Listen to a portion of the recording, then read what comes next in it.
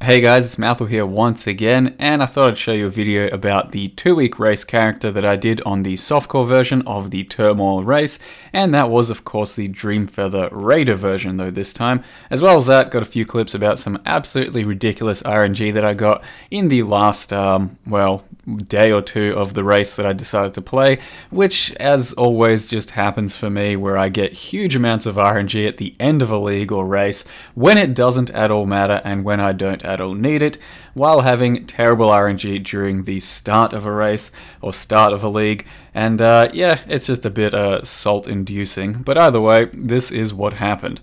I picked up a Sire of Shards and decided to link it just for fun, so I could test some Spectral Throw with it in this exact bit I've been playing, and well, yeah.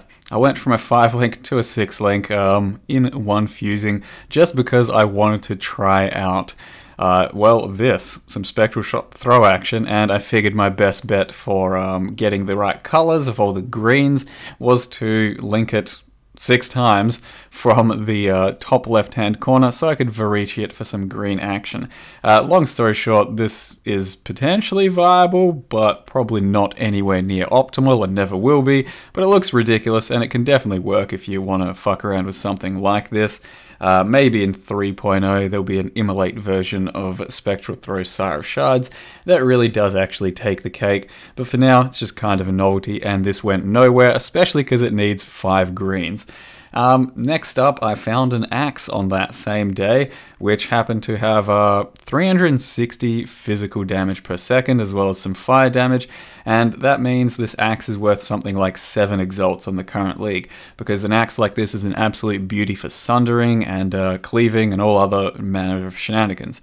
After that, decided to roll this Diviners with a few Chaos Orbs during my Minotaur run, and what do you know, after we killed the Diviners, got ourselves a Fiend card. And at this point of a 2-week race, it's particularly useless, doesn't really help you out at all, so that is kind of a shame, and just sold it for a few exalts. Otherwise, went in for my first Shaper run of this league as well, managed to pay something like 50 Chaos per tier 16 map, because there's only like a few of them for sale. Cleared all of those, did Shaper pretty damn smoothly, very deathless actually, even on this Raider Dreamfeather character. And the first Shaper I killed, or the very first run I did on this race, gave me a Dying Sun Flask, which is huge amounts of RNG because the first 14 kills on Legacy League gave me gloves and boots. So when I needed the RNG, didn't get it. When I didn't need it, lo and behold, Dying Sun Flask. Sold that for 9.5 exalts because I'm the only person online who actually had one for sale. And then I just wanted to show you a couple little clips of Minotaur and Ubratsiri showing the power of Dreamfeather, even with a 50% monster life roll Minotaur, who's a lot tankier, and Ubratsiri, as always, pretty much a joke for this sort of character. It was really truly a pleasure to play. Once again, give it a final send-off before it gets stupidly nerfed in 3.0. It really is probably one of the best and most all-rounder builds I've ever built, and the Raider version may have ended up working out better than Pathfinder. Kind of hard to tell, but it did feel a bit faster overall, a bit smoother. Overall, I just want to show you the amount of stupid RNG I got in the end, because I went from having about 1 exalt's worth of currency to 20 over the course of one day, when the other days I really didn't have much, and it just so happens that you can sometimes get pretty damn lucky, even when you don't need to. So while you do only have about 10 days to enjoy this glorious character, I do want to go over what I did with it in the Raider version, and also let you know that, yeah, we did get a pretty easy 6-link here in the end. I'm not even using this stuff, it was kind of a total waste. Like I said, streamer RNG, you can believe in it for all you want. It was a pretty useless 6-link for me, didn't even use the stuff. When I needed a 6-link during Legacy for a certain chest of mine, I used 5,500 fusings and absolutely ruined my entire bank and economy trying to get that happening. So yeah, we all have our bad days. But as far as the character is concerned, we did hit level 93. Press F for Dreamfeather is the character's name, because this build will absolutely be dead in the next patch. This one specifically, that is, focused around double dipping with poison and chaos damage. I think Dreamfeather will still be a very viable weapon for probably elemental stuff, some conversion, maybe some immolate, maybe even just strict fizz.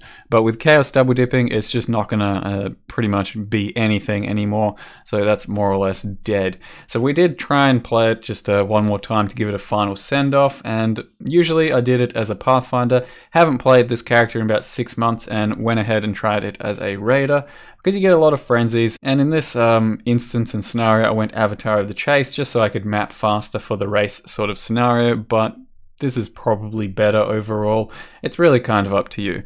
But in the long term, we pretty much built the exact same passive tree. Didn't really change too much except for the fact that you have to take some frenzy charges on the passive tree, so that's an extra 6 points you have to make way for. And I did not take phase acro this time, as well as skipping point blank, because point blank is mostly just there for the first wave of your spectral throw to do more damage, because the wave returning back does less, so it should end up balancing out to do no more damage, I believe. So this time I didn't really feel like I needed it, because I was killing things just fine on the first wave quite often, and it's just a waste of 4 points in this scenario, I think. So I went ahead and didn't get that, but if you feel like you need it, go ahead and get it. It does feel better for trash clearing regardless. So yeah, it's still a good 4 points. Other than that, there's not really any changes. We're looking at Queen of the Forest with a 6 link, running Spectral Throw, GMP, added Chaos, Poison, Void Manipulation, and Pierce. So Poison is the only real change, because you have to poison somehow in this build. Now you could go Snake Bites, but I decided it was the inferior choice, because overall I have something like 800,000 damage single target with poison and all that on Path of Building. Wearing Snake Bites, it's like 820,000 damage, because you replace poison with faster attacks, and then you have, you know, less resist on gloves and a bit less projectile damage there, so it kind of almost doesn't really balance out, because the poison gem itself is really good already, and then you have less duration on your frenzies, so Snake Bites for me did not feel worth it. As well as that, you wouldn't poison until you have a full ramp up of all of your frenzies, which sometimes doesn't happen. So besides that, the character's really quite cheap and there's nothing too noteworthy to look at. It's all fairly junk gear. And yeah, we cleared the entire game once again very comfortably with a fairly stock standard, very easy double dipping build. Dreamfeathers once again proved to be very nice in this situation. Other difference is I also wore a sulfur flask, because it gives you 40% increased damage, which is a good amount of extra double dipping damage towards the build. And there's nothing else I could really put there that I wanted to, since I'm already getting onslaught most of the time from killing things. So with Grace and projectile weakness as my blasphemy, with fully buffed, I'm running something like 50k evasion, which is you know, 100% attack damage or so, a little bit more. And Queen of the Forest isn't even that necessary in this build. You could go Cherubims, that would give you a lot more damage, but this is just about 100% movement speed, which feels pretty good for a lot of circumstances. And the only other improvement we made was we got some Legion weapon effect over the top of the skinned goddess scorns, so it looks pretty damn fancy. Otherwise, yeah, I'm afraid to say this build's probably dead. You can enjoy it for about 10 more days, and then once again, GGG will kill yet another build that I made that was pretty damn good and successful, and we all had fun playing. So I look forward to making yet another build that they will eventually mercilessly slaughter, and until then, let's try and have some more fun with double dipping for a few more days and just wait for 3.0 to come out. So, hope you guys enjoyed the video. Thank you very much for watching, and see you next time.